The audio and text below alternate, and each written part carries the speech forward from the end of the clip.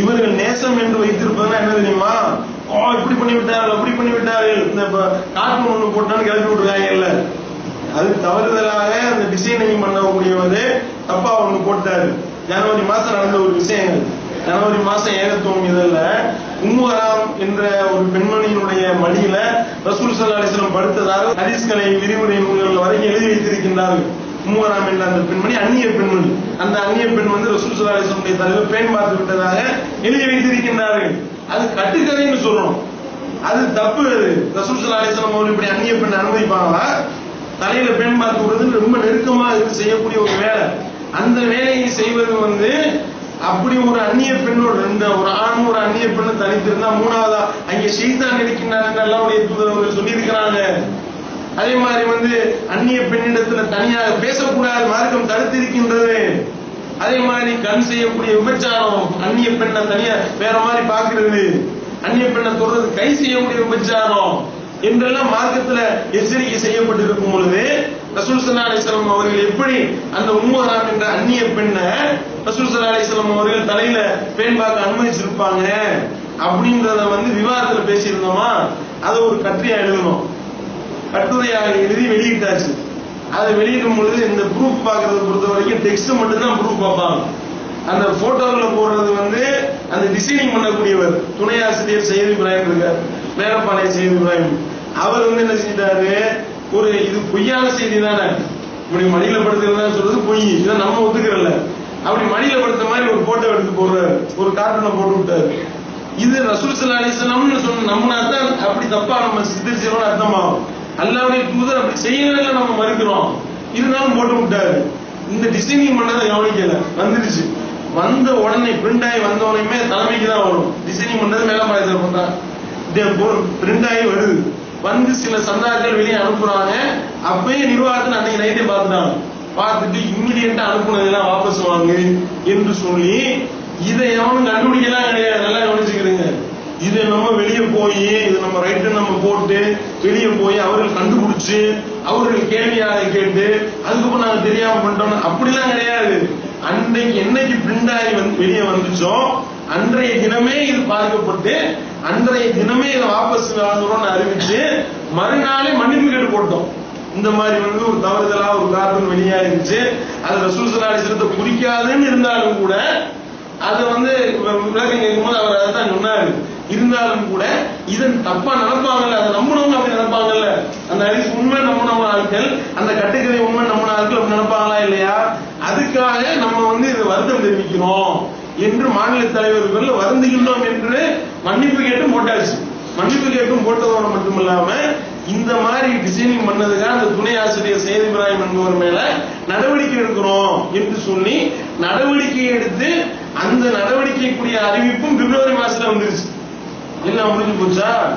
இப்ப கழிச்சு 6 மாசம் கழிச்சு காந்தி தாத்தாவை சுட்டுட்டாங்களா? எப்ப செத்து போனாரு? இப்ப எப்ப செத்தாரு? இந்திரா காந்தி செத்து போயிட்டாங்களா? யாரு சுட்டது? சுட்டுட்டாங்களா? அவங்க கிளம்புனா எப்படி இருக்குமோ அப்படி கிளம்புறாங்க. இப்ப பாத்தீங்களா? இந்த மாதிரி தான் அல்லாஹ்வுடைய தூதரை நேசிக்கிற லட்சணமா என்று கேட்கிறேன். இது வேற என்ன செய்ய சொல்ற? மனிதன் நடிப்புல தவறு நடந்துச்சு, மன்னிப்பு கேட்டுட்டோம், செஞ்சவர் மேல நடவடிக்கை எடுத்து அறிவிச்சுட்டோம். என்னன்னா அதுல வந்தது வந்து சையத் இப்ராஹிம் என் பேர் வந்துருச்சு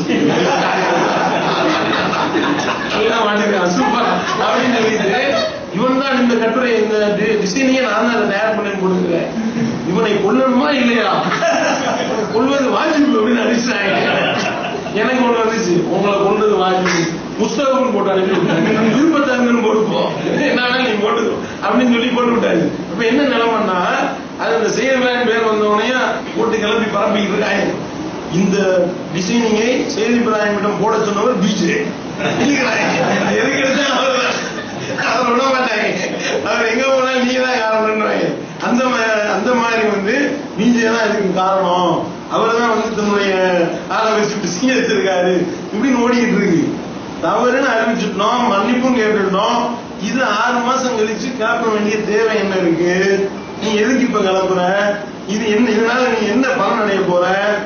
இதை கவனிக்க வேண்டிய முக்கியமான விஷயம் என்னன்னா, பொய்யும் நம்ம சொல்றோம், ரசூல் ஸல்லல்லாஹு அலைஹி வஸல்லம் அவர்கள் இப்படி அந்நிய பெண்ணோடு தனித்திருந்தார்கள் என்று சொல்லக்கூடிய அபாண்டம் அது பொய், அது இட்டுக்கட்டப்பட்ட செய்தி, அதை ஏத்துக்கிறக்கூடாதுன்னு நம்ம சொல்றோம். இதை யாரெல்லாம் இதை குறை சொல்லுங்க நம்ம மேல குறை சொல்றாங்களோ இவங்க எல்லாம் என்ன சொல்றாங்கன்னா ரசூல் ஸல்லல்லாஹு அலைஹி வஸல்லம் அப்படி தனித்திருந்தார்கள்ன்றாங்க.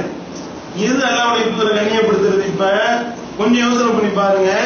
நபிகள் நாயகம் ஸல்லல்லாஹு அலைஹி வஸல்லம் அவர்கள் அப்படி செய்யவே இல்லை என்பது அவர்களுக்குரிய கண்ணியமா, அல்லது ரசூல் ஸல்லல்லாஹு அலைஹி வஸல்லம் அவர்கள் இப்படி தனியா இருந்தாங்க பெண் பார்க்க விட்டாங்க அப்படின்றது கண்ணியமா? சிந்திச்சு பாருங்க. அல்லாஹ்வுடைய தூதரை கேவலப்படுத்துகின்றார்கள். அல்லாஹ்வுடைய தூதருடைய கார்ட்டூன் கிடையாதுன்னு அதை மறுத்துட்டோம். ரசூல் ஸல்லல்லாஹு அலைஹி வஸல்லம் கார்ட்டூன் போட்டு விட்டார்கள், மடியில படுத்து கிடந்ததை அவங்க செஞ்ச செயல கார்ட்டூனா போடுன்னு போன்னு நீங்க சொல்லுகின்றாய் என்றால் அப்ப அல்லாஹ்வுடைய தூதரை நேசிக்கிற லட்சணமா இது? கொஞ்சம் சிந்தனை பண்ணி பாருங்க. அப்ப இதுல விவாதத்துல கேட்டோம், இந்த மாதிரி ரசூல் ஸல்லல்லாஹு அலைஹி வஸல்லம் அவர்கள் இப்படி செய்யல நாங்க சொல்றோம். ஆனா நீ என்ன சொல்ற? ரசூல் ஸல்லல்லாஹு அலைஹி வஸல்லம் அவர்கள் இப்படி தனியா இருந்தாங்க, அந்த அந்நிய பெண்ணுடைய மடியில படுத்தாங்க, அது அவங்களோட உரசக்கூடிய ஒரு நிலை ஏற்பட்டுச்சு, இதெல்லாம் கூடும்னு எழுதி வச்சிருக்காங்க. அந்த புகாரியினுடைய விரிவுரையா எழுதப்பட்ட ஃபதுல் பாரி என்ற நூல்ல இப்னு கஜர் என்ற அந்த இமாம் எழுதியிருக்காரு. அப்ப நீ சரியானதா சொல்லு பாப்போம். இப்னு கஜர் காஃபிர்னு நீ டிக்ளேர் பண்ணுவியா? கேள்வி கேட்கிறோம். அதுக்கு இந்த கபர்வனைகள் என்ன சொன்னாங்க தெரியுமா? எல்லாம் வீடியோக்கள் எடுத்து பாத்துக்கிறீங்க. சொன்னாங்க பாருங்க, அவரை நாங்க காஃபிர்னு சொல்ல மாட்டோம், உன்னையே தான் காஃபிர்னு சொல்லுவோம் அப்படின்னாங்க. ஏன்னா மடியில படுத்துக்கிறத சொல்றவன் காஃபிர் இல்ல, அது இல்ல பொய்ன்றவன் காஃபிர். எப்படிப்பா இது அப்படின்னா, அவர் அது உண்மைன்னு சொல்றாருல, மடியில படுத்தது உண்மைன்றாருல, அதனால அவர் காஃபிர் கிடையாது. நீ அது இல்லைன்னு மறுக்கிறீல்ல, அதனால நீ காஃபிர்.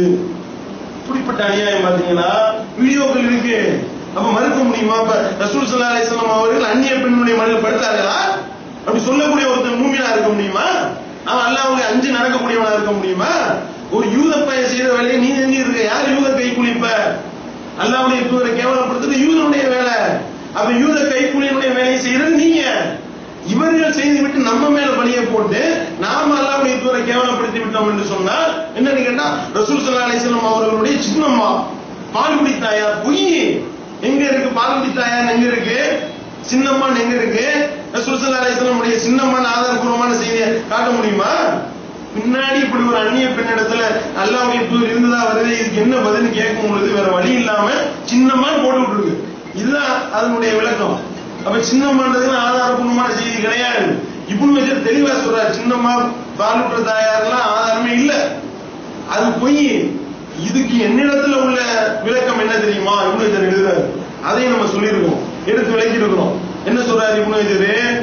இதுல என்னுடைய விளக்கம் என்ன அப்படின்னா, ரசூல் ஸல்லல்லாஹு அலைஹி வஸல்லம் இப்படி அந்நிய பெண்மணியில படுத்தது, அவங்களோட உரசுனது, அவங்கள பேன் பார்க்க விட்டது, இதெல்லாம் அந்த அந்நிய பெண்ணுடைய மடியில மட்டும் படுக்கிறதுக்கு அல்லாஹ் கொடுத்த சிறப்பு அந்தஸ்து. இதுதான் இருக்கிற ரொம்ப டெஞ்சரு. சொன்ன விளக்கத்திலேயே இந்த சாமியார்கள் அதான் எழுதிட்டு இருக்காங்க, சேகுமார்கள் அதான் பண்ணிட்டு இருக்கான். இது நாங்கள் குழந்தை அவர் மடியில போய் படுத்தோம், பிரச்சனை இல்லைன்னு அப்படி சொல்லிட்டு இருக்காங்க. அந்த விளக்கத்தை சொல்லக்கூடியவர்கள் நல்லவர்களாம். இந்த மாதிரியான ஒரு இட்டுக்கட்ட அல்லாஹ்வுடைய தூதர் மேல சொல்லாத, அது பொய், அது கேவலம். இந்த மாதிரி மகத்தான நற்குணத்தில் இருக்கிற நல்லா சொல்லி காட்டுறான் அல்லாஹ்வுடைய தூதரை பார்த்து. அல்லாஹ்வுடைய தூதருடைய கை அந்நிய பெண்ணுடைய கையில பட்டதே கிடையாது. ரசூல் ஸல்லல்லாஹு அலைஹி வஸல்லம் மனைவிமார்கள் அறிவிக்கக்கூடிய செய்தி இருக்கின்றது. ரசூல் ஸல்லல்லாஹு அலைஹி வஸல்லம் ஒரு நற்குணத்தினுடைய முழு தொகுப்பாக இருந்தாங்க. அப்படிப்பட்ட ஒரு கண்ணியம் மிக்க ஒரு நபி ரசூல் ஸல்லல்லாஹு அலைஹி வஸல்லம் அவர்கள் இப்படி ஒரு அந்நிய பெண்ணோடு இருந்திருப்பாங்களா? அப்ப என்னத்தை நீங்க அல்லாஹ்வுடைய தூதரை நேசிக்கிறீங்க? அல்லாஹ்வுடைய தூதர் முன்மாதிரியா நீங்க என்னத்தை எடுத்துக்கிட்டீங்க?